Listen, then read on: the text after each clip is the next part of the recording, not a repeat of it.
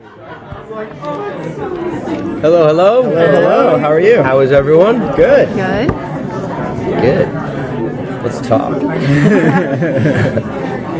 What can you tell us about what we're going to see from your character in the last couple episodes this season? A lot of changes. Changes are afoot. The cure that he just stuck himself with on last week's episode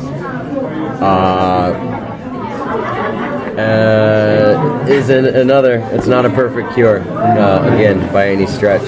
There's going to be some big-time side effects. I can't, of course, reveal what they are, but it affects Blaine completely. It affects who he is as a person. Was it fun to play that? Yeah, it was. It was a nice change of pace. And this season, they've been good about rounding him out. Not just hammering home that smarmy charm that he has. You know what I mean? So there's a lot less mustache twirling in the final 5 episodes. Yeah, yeah. So next week you're gonna see exactly what I'm talking about on Tuesday. Is it like playing a different character in a sense? Yeah, kind of. Yeah, absolutely. It's exciting. Yeah, it's fun. Cool. There's been a lot of talk this season with Liv about whether or not she really likes being a zombie for her hero complex. Right. Blaine has that same kind of pull where he likes being a zombie or he prefers to be human, or what do you think is really at his core for that? There was that kind of like drunk monologue about, zombie Blaine was the man, you know what I mean? Human Blaine isn't shit. So,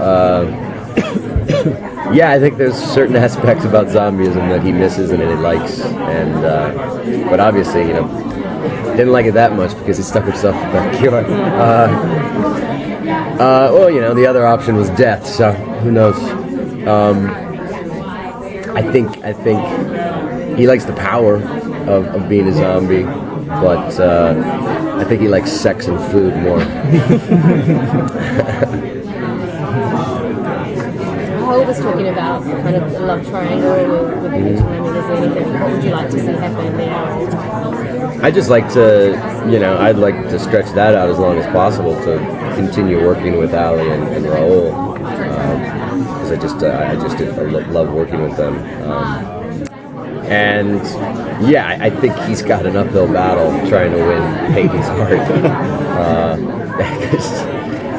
She knows what she knows now. It's done some terrible things. It's hard. It makes for a strange bedfellow.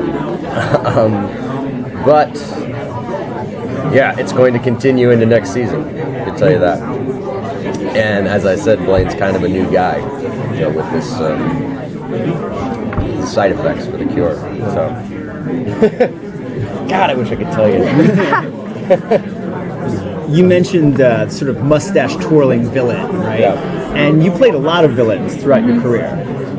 I think that's all of it. How do you take a character and not make it the generic mustache twirling villain? And is it in the writing, or is it a combination of both?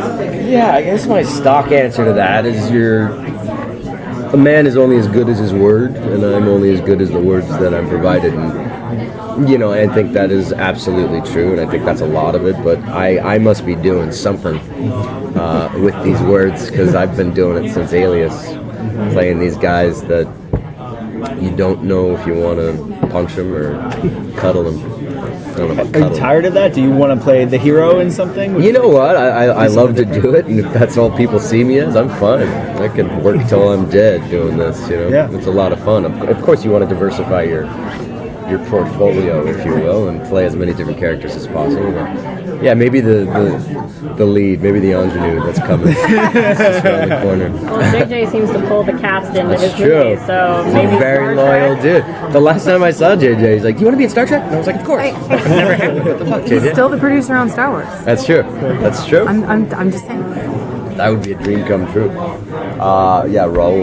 I think They always need over. first. They always need If first. I got Star Wars Yeah. before he did. They always need first order people, man. Yeah, right? Totally. So now I'm that in. the show's kind of like a big success. I did interviews with you guys last year when it was just coming out, and you were just had the first couple episodes, and you were still unsure of how big it would be. But now it's big. Even my dad watches the show. Oh, really? So yeah, I mean, You're my dad. but so what's the mood on set like now as opposed to when you were just getting started and still trying to test your feet in the water? Well, I mean, as you said, we're a proven entity now, so the temperament on set is much more relaxed and confident, and enough people like what we're throwing down, and so that first season we were completely unproven, and we were trying to sell ourselves. You know what I mean? Love us, watch us, and it was a hard sell. The synopsis of the show is when I would tell people about it, it's like, don't, just watch it, you know what I mean? It's hard to explain. I know it sounds ridiculous, but it's actually pretty great. So it was nice to see that, as I said, enough people liked it and continue to like it. And CW likes it, so that's important. Do you think Blaine needs to keep becoming more human in order to make him an interesting character, to have him evolve in some fashion and not just be the mustache-twirling villain? Yeah, I think it's very important to round out the character and show as many different hues and sides as possible, and introduce bigger and baddier bads like the Steven Webbers and the Mr. Bosses. God damn it, Eddie Jameson. So that I don't meet my maker. I didn't think I'd last past 2 seasons, and who's to say I did? Vicky, I admire your commitment to the hair. That you don't go wig. Well, that's it. Yeah, Rose just said you should probably wig up next season. I was like, well, if I'm human again, why don't I just shave my head? How about I just have my real hair color? How about something different for a change? Who knows? Maybe I got to talk to Rob about that. Well, you mentioned working with JJ, and you worked with some of the great showrunners and show creators of the last 10, 15 years. What's Rob like to work with? Rob's amazing. And Diane, it's amazing, and they're so funny, and the scripts that they turn out are just so they're page turners, and just lovely human beings, and just friends. You know what I mean? I know they're our bosses, but it doesn't feel like it. Who's the worst to work with? J.J. Abrams. He's the guy who fought for me. He's the reason I have a career, and the loveliest man I know.